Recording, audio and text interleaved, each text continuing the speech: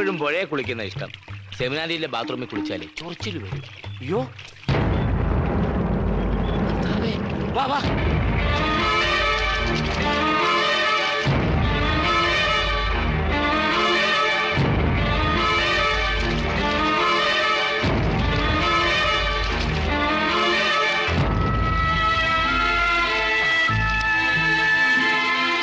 കൊച്ചുമത്തായിയെ, ജീവനുണ്ടാ? എന്റെ ദേഹത്ത് നല്ല ചൂട്. വാ വേഗം വാ. കോടനാടപ്പുറത്തെങ്ങാണ്ടുള്ളതാ. പട്ടണി മൂത്ത് തള്ളയും 3 മക്കളും കൂടെ ആറ്റിച്ചാടി. ബാക്കിയുള്ളവര് പോയി. ഞങ്ങള് കാണുമ്പോ ഇവന് ഏതാണ്ട് തീർന്ന മട്ട. എന്താ നിന്റെ പേര്? ദേവരാജൻ. ജാതി? ഓ, അതങ്ങനെ പറയാൻ മാത്രമൊന്നുമില്ല. വേണമെങ്കിൽ നമ്മുടെ കൂടെ ചേർത്ത്. എന്നിട്ട് വേണം ഇവന്റെ ആൾക്കാരെ എന്നെ എടുത്തിട്ട് തൊഴിക്കാൻ. മതമേതായാലും മനുഷ്യൻ നന്നായാൽ മതി എന്നാണല്ലോ. അത് മതി. പക്ഷെ ഇവൻ നന്നാവോ അറിയിച്ച? വലിയ പ്രതീക്ഷ വേണ്ട.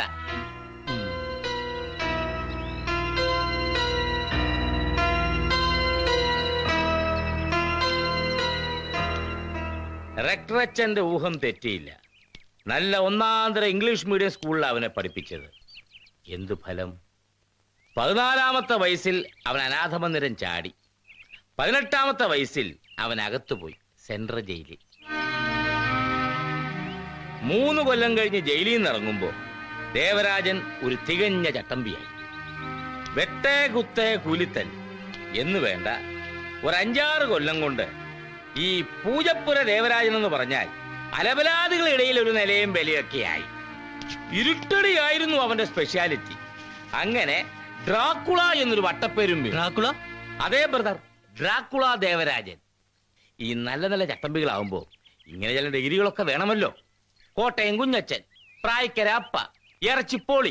പക്ഷേ ഇവന്മാരിന്നൊക്കെ ദേവരാജന്റെ വ്യത്യാസം എന്താന്ന് ചോദിച്ചാൽ അവൻ നല്ലൊരു പണിക്കാരനായിരുന്നു. എന്ത് പണി? ഈ പണിയെന്നൊക്കെ ചോദിച്ചാൽ പല പണിയും ചെയ്യും. 1-ാമത്തെ പണി ക്രെയിൻ ഓപ്പറേഷൻ. അതായത് ഇടിച്ചു മറിഞ്ഞു കിടക്കുന്ന വണ്ടികളൊക്കെ പൊക്കിക്കൊടുക്കുക. പിന്നെ സമയം കിട്ടുകയാണെങ്കിൽ ഗുണ്ടായിസം. രണ്ടും കാശിനാ.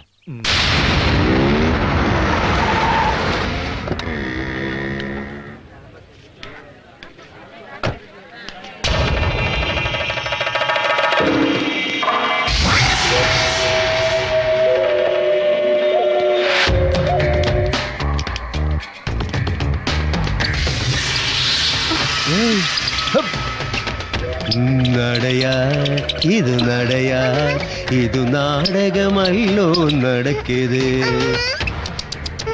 ചുങ്കുടി ചുങ്കി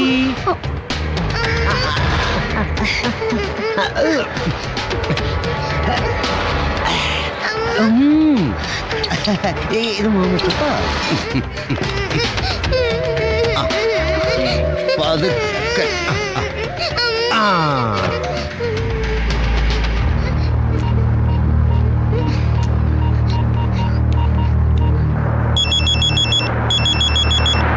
ഹലോ,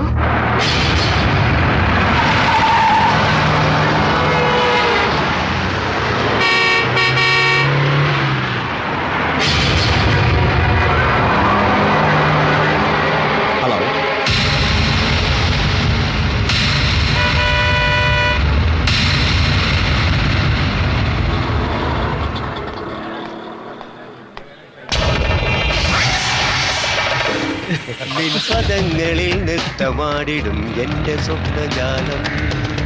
നീയൊരു മലർവാടി. സ്റ്റേറ്റ് ബാങ്ക് എവിടെ? അടുത്ത സ്റ്റേറ്റാ.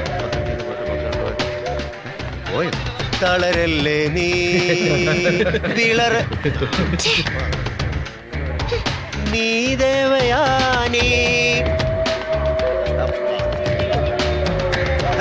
നിൻപദം ഞാൻ. വേഗം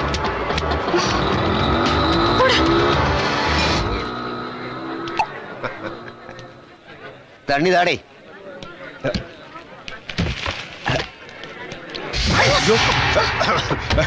സോറി സോറി. തുള്ളിയോടും പുള്ളിമാനെന്നില്ലേ.